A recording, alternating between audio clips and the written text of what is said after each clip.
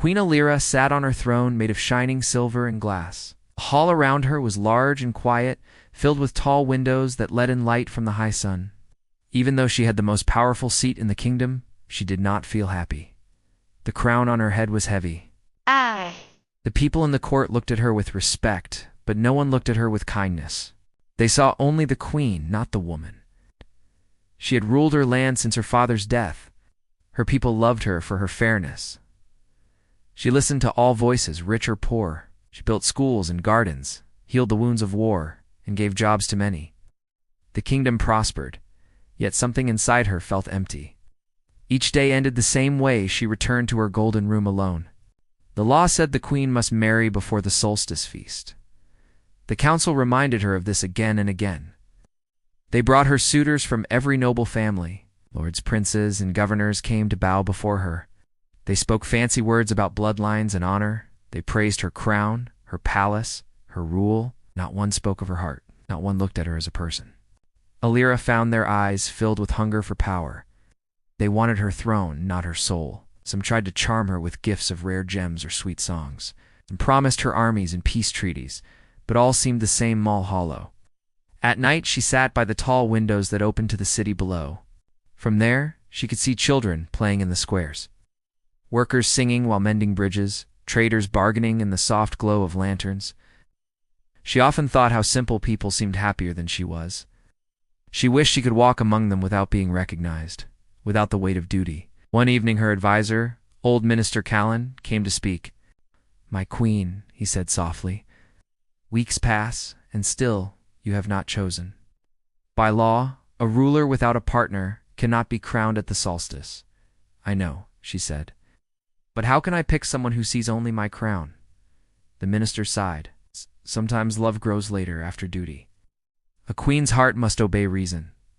"I have obeyed reason all my life," Alira said. "Perhaps that is why I feel so cold." He said no more.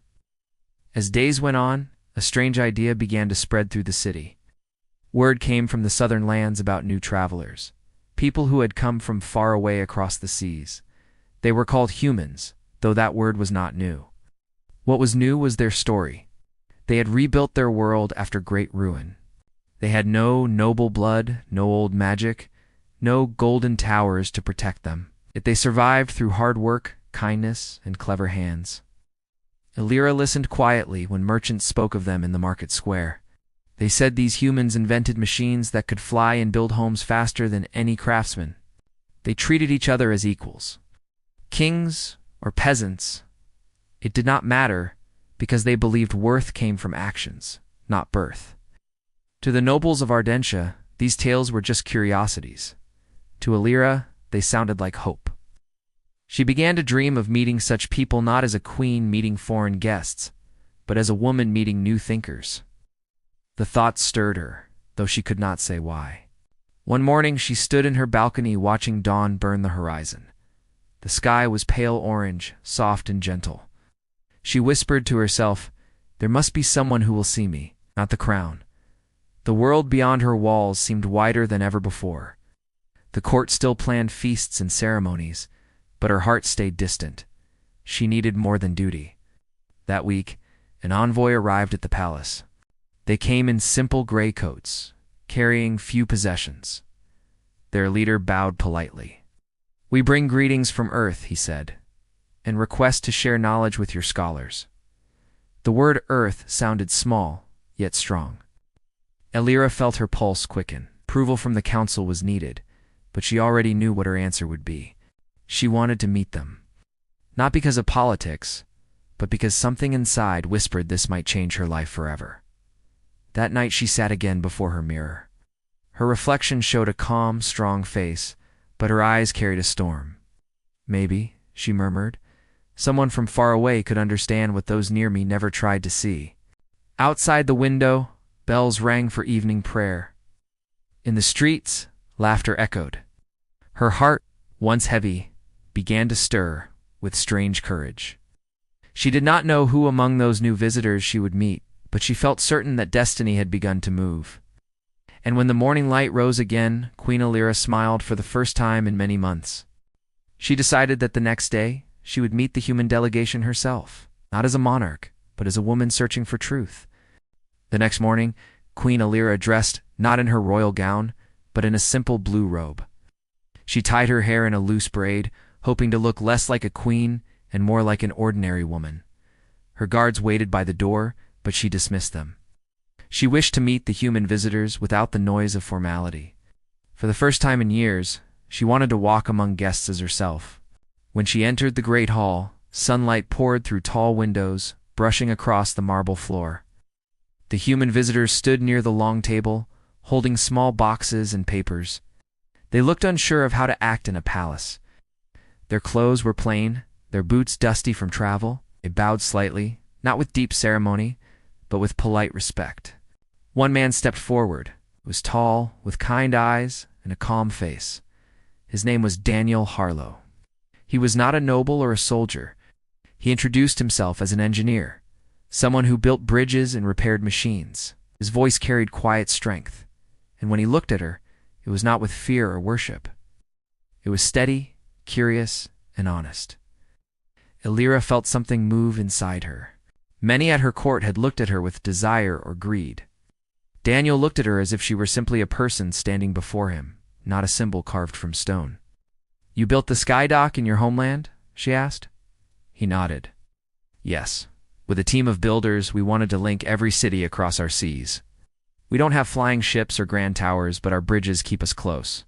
There was a warmth in his tone that she found comforting. He spoke of work, not wealth, effort, not pride.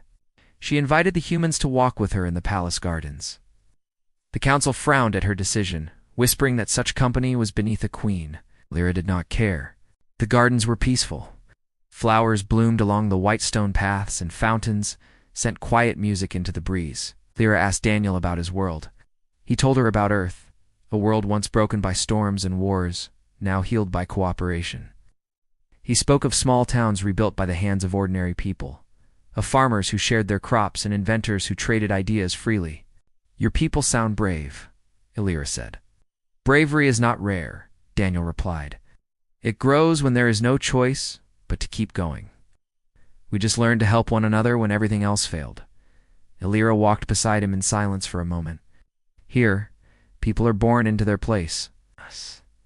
Some have everything from birth, others nothing. We pretend it is fairness, but I wonder if it is only comfort for the powerful." Daniel looked at her gently. "Then you see your world clearly. That's the beginning of change."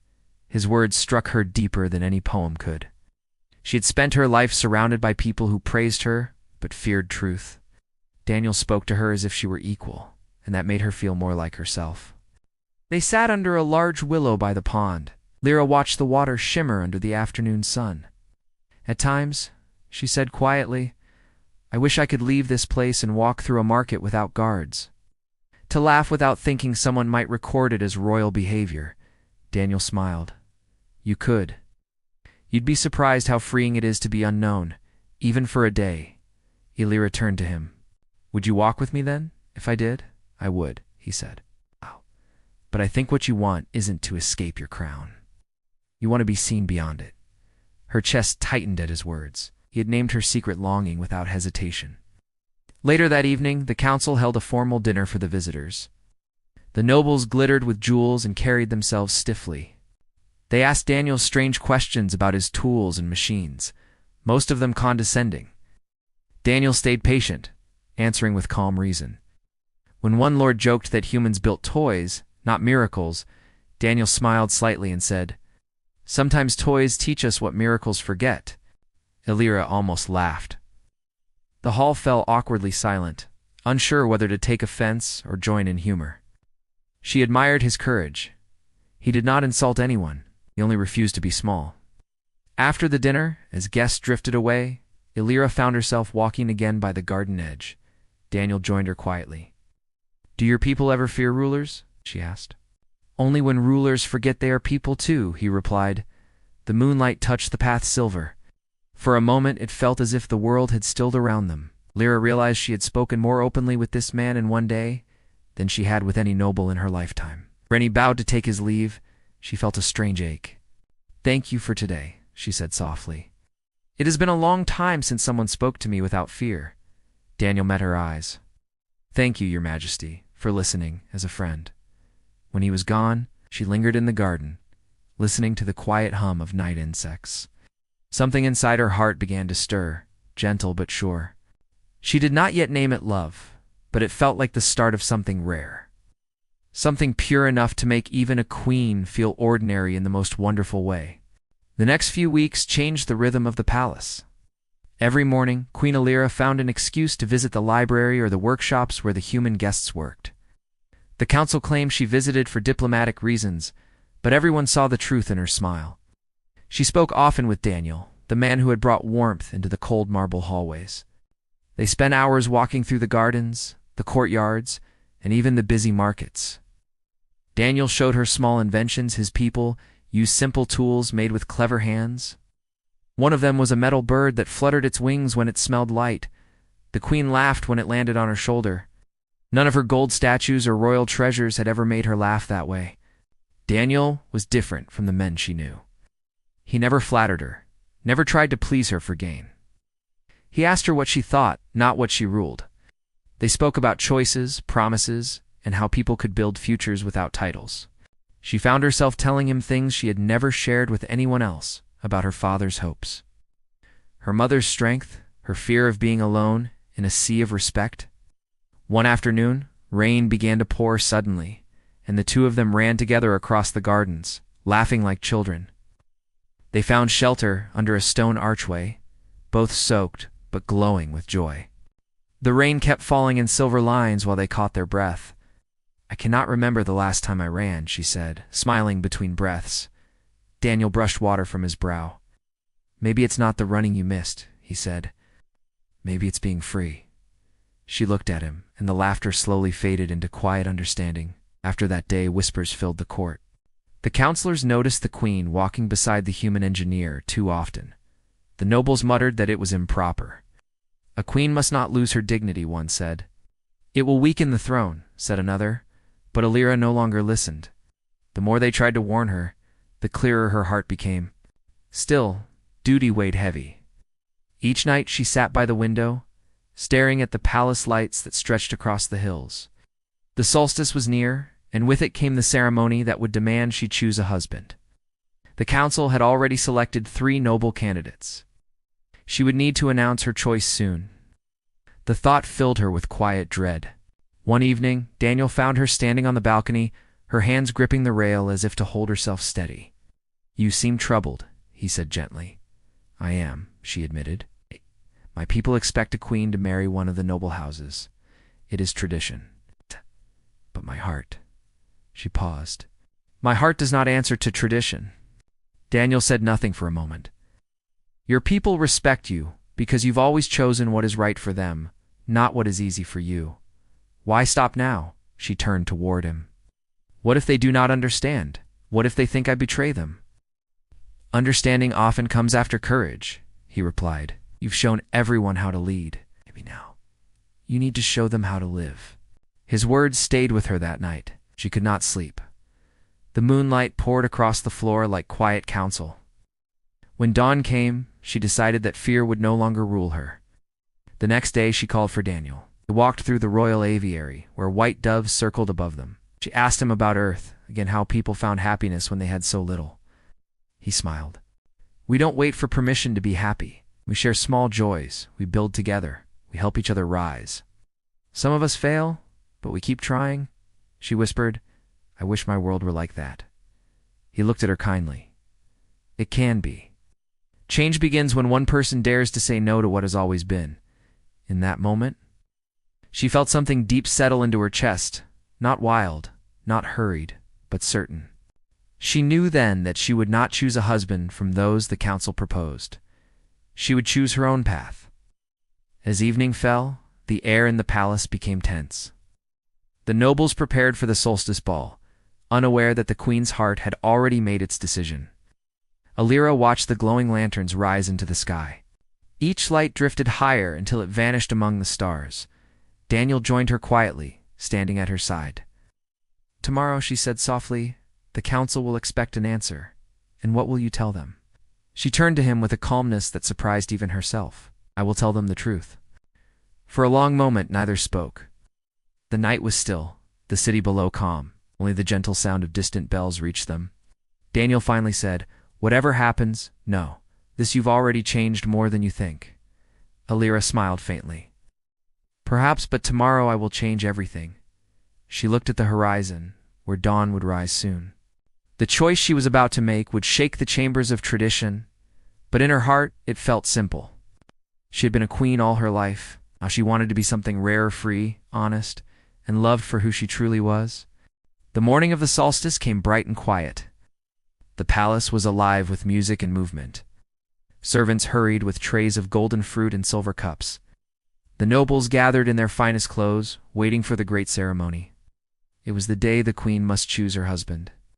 The law had been clear for hundreds of years. Without a chosen husband, her crown could be challenged by the council. Queen Illyra stood before her mirror wearing a gown of white and gold. Her hair shone like sunlight through a window. Everyone who looked at her saw a queen, but she looked at herself and saw a woman standing between duty and truth. Her hands trembled for a moment before she steadied them. Shh! Outside, the bells rang through the capital, calling every citizen to gather in the grand square. People filled the streets, cheering and waving banners. They believed they would soon witness another grand royal union. No one could guess what was truly about to happen. Inside the hall, the air was heavy. The council members sat with proud faces waiting for their queen. The three noble suitors stood before the throne handsome, proud, certain that one of them would become king before the day was done. Daniel stood far behind, among the visiting guests from Earth. He wore his plain gray coat, simple but neat. He did not plan to stay long after the ceremony. He thought his time here had reached its end. He did not know that everything was about to change. The large golden doors opened. Silence spread as Illyra entered. She walked slowly down the aisle, each step calm, steady, certain. The crown upon her head glittered in the light. The nobles bowed low, whispering blessings. When she reached the throne, she did not sit. She turned to the gathered crowd and spoke, her voice clear and warm. "My friends, my people, my council," she began. "Today, I must choose a husband, as our law commands. For many nights I have thought about what it means to choose a man who will stand beside me, not behind me and not above me." The nobles exchanged glances. Some smiled confidently, believing their names would soon be spoken. Illyra continued. "All my life, I have ruled with reason. I followed tradition because it promised peace. But tradition without truth is an empty crown." A nervous murmur swept through the hall. She looked out over the sea of faces and found Daniel among them. Her heart steadied when their eyes met. "In these past weeks," she said, her voice soft but certain, "I have met someone who reminded me what it means to live with courage. Someone who speaks the truth without fear, who sees me not as a throne but as a person." The nobles stiffened. The council leader rose sharply. "Your Majesty, this is highly irregular," he protested. Illyra lifted her hand. "Will hear me." The hall fell silent again. The queen took a deep breath and turned fully toward Daniel.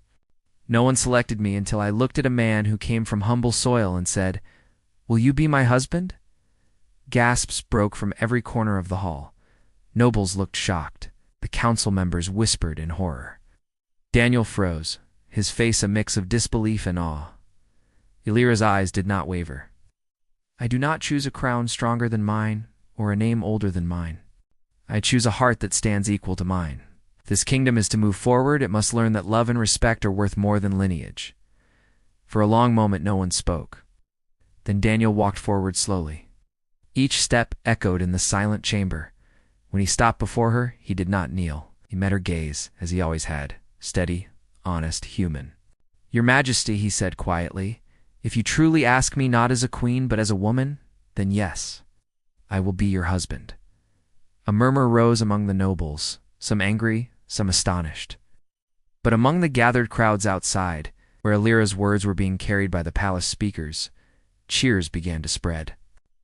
Ordinary people, those who worked the fields and guarded the streets, understood what the queen had done.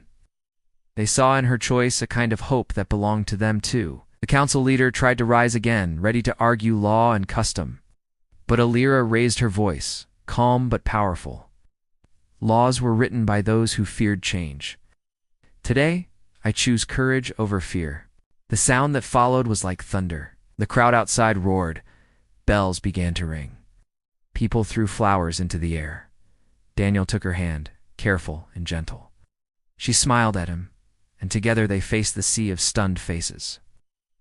"Let this be known," she declared, "that this kingdom shall be ruled not by pride, but by partnership." The hall was no longer silent. Songs rose from beyond the gates. Even those who doubted her felt something inside their hearts stir. The sight of their queen standing beside a simple man from a distant world reminded them that greatness came not from birth, but from choice. As the music swelled, Alira leaned close to Daniel and whispered so only he could hear. "For the first time I feel free." He smiled, his voice soft. "For the first time, the world feels honest." They stood there as petals from the balcony gardens drifted down like snow. And in that moment, every rule that had once shaped the empire seemed to fall away. Something new had begun, a story carried not by duty or fear, but by love chosen freely. Days passed after the solstice, yet the echo of that morning still filled every street of the kingdom. The news of the queen's bold choice spread like a bright fire. People could talk of nothing else. Some held their heads high in pride, saying their queen had chosen with her heart, while others whispered in fear that the old order was breaking apart.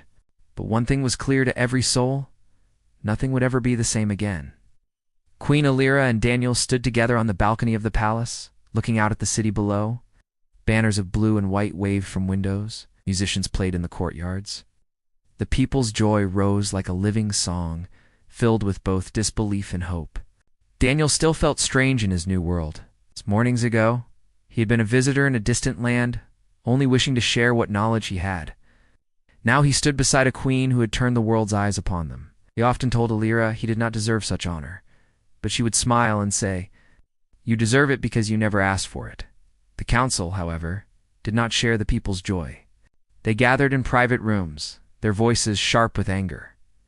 "This cannot last," one said. "A queen cannot rule beside a workman." "This cannot last," one said. "A queen cannot rule beside a workman," another replied. "We must remind her that the crown stands above all hearts." Yet despite their words, they could not deny what they saw outside. The city had never been more alive. Markets overflowed with trade, songs filled the squares, and laughter returned to homes that had long been silent. Alira began to rule with new vision. She invited workers, builders, healers, and teachers into the palace to share their ideas. The council protested, saying, "These are commoners." She answered simply, "Then they are the roots that feed our kingdom." Daniel spent his days helping the craftspeople build machines that used wind and river flow to power mills and lights. The palace that had once been quiet and cold now buzzed with motion and invention. At night, he and Alira would walk through the gardens, speaking not of laws or duties, but of dreams. One evening, as they strolled beside the moonlit pond, Alira paused. "Do you ever regret saying yes?" she asked softly. "Never," Daniel said. "But sometimes I wonder how we can make this work when so many wish it to fail." She took his hand. "Ain't. Then we show them that love does not weaken power. It makes it real." Soon their union was blessed in front of the people. So the wedding was unlike any the realm had seen. There were no long speeches, no proud parades. Instead, Alira and Daniel stood in the square where both nobles and workers gathered together. She wore a dress of simple silver cloth. He wore a suit of plain gray, the same shade he had worn as an engineer. They promised each other respect, honesty, and courage. When they joined hands, every bell in the city rang, and petals fell again from every tower. From that day forward, the kingdom changed. The nobles at first resisted, but Alira's calm strength and Daniel's clear mind reminded them that the world outside their gates was growing. New schools opened, bridges were built, and trade with other lands began to bloom. Children learned both science and history. Farmers used new tools that made their work easier. The people saw that their queen and her husband were not only symbols of love, but also bringers of progress. Time moved quickly, seasons turned, but the story never lost its light. Lyra remained wise and fair, and Daniel became the voice for ordinary people. He sat in meetings with the council, speaking not for power, but for purpose. At first, the nobles looked down on him, but over time, they learned to listen. His calm ways and honest words softened even the hardest hearts. One spring night, years later, Lyra and Daniel stood again on the same balcony where their story had begun. The city below glowed with gentle light from the new lamps powered by the water mills he had helped design. The air smelled of blooming flowers, and the sound of joy rose faintly from the streets. Lyra looked out over her world and said, "Do you see what we built?" Daniel nodded. Together, he said softly. She leaned against his shoulder. Sometimes I still think of that day in the hall. The silence before I spoke. The fear in their eyes. I remember thinking I might lose everything. Daniel smiled. You didn't lose anything. You finally chose something real. She turned to him with a quiet laugh.